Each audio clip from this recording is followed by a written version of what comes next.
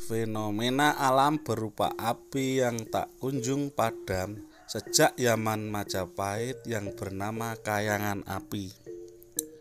Selain faktor gas bumi, konon api ini muncul karena unsur mistis, believe it or not. Di Kabupaten Bojonegoro terdapat fenomena geologi alam berupa api yang tak kunjung padam sejak zaman Majapahit, namanya kayangan api, dan kini menjadi salah satu destinasi wisata ikon Kabupaten Bojonegoro. Objek ini yang berlokasi di Desa Sendangharjo, Kecamatan Ngasem, ini makin populer sejak digunakan sebagai lokasi pengambilan api PON pada tahun 2000. Kayangan api berjarak sekitar 15 km dari kota Bojonegoro dengan rute Bojonegoro Dander Ngasem. Sebelum masuk kawasan ini, pengunjung hanya dimintai membayar ongkos parkir. Api tak kunjung padam itu muncul dari balik bebatuan yang dibatasi lingkaran beton. Di sekelilingnya terdapat 4 pilar dan 4 bangunan berbentuk candi kecil. Saat itu saya berkunjung pagi hari.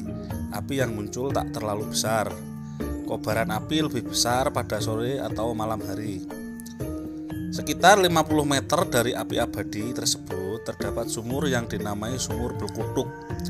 Sumur itu berisi air yang tampak layaknya air mendidih terus-menerus. Bukan hanya bentuknya, suaranya juga sama seperti air mendidih.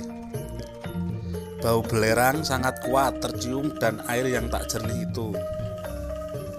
Meski demikian, sumur yang telah dipagari ini aman bagi pengunjung. Secara ilmiah, api tersebut bersumber dari gas bumi yang tersulut api sehingga terus menyala. Memang perut bumi di kawasan tersebut mengandung gas dan minyak bumi yang cukup banyak. Namun Mbah Juli, juru kunci kayangan api, punya kepercayaan yang berbeda. Saat saya temui awal Juli lalu, dia bercerita panjang tentang sejarah kayangan api. Jujur saja, saat itulah saya baru tahu bahwa kayangan api bukan sekedar api yang tak kunjung padam.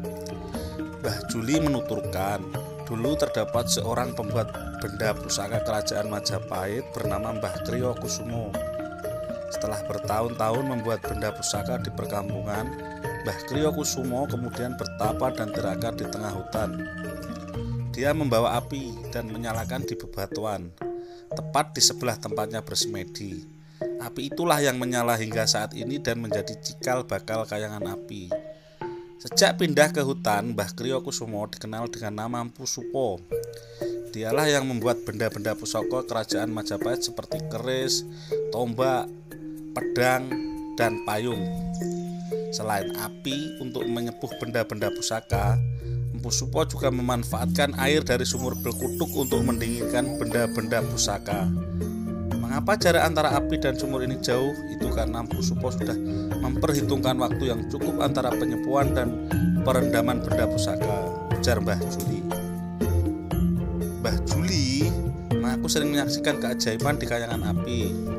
Di antaranya saat memfoto api tersebut, pada petang atau malam hari dia mendapati api tersebut berbentuk benda-benda pusaka seperti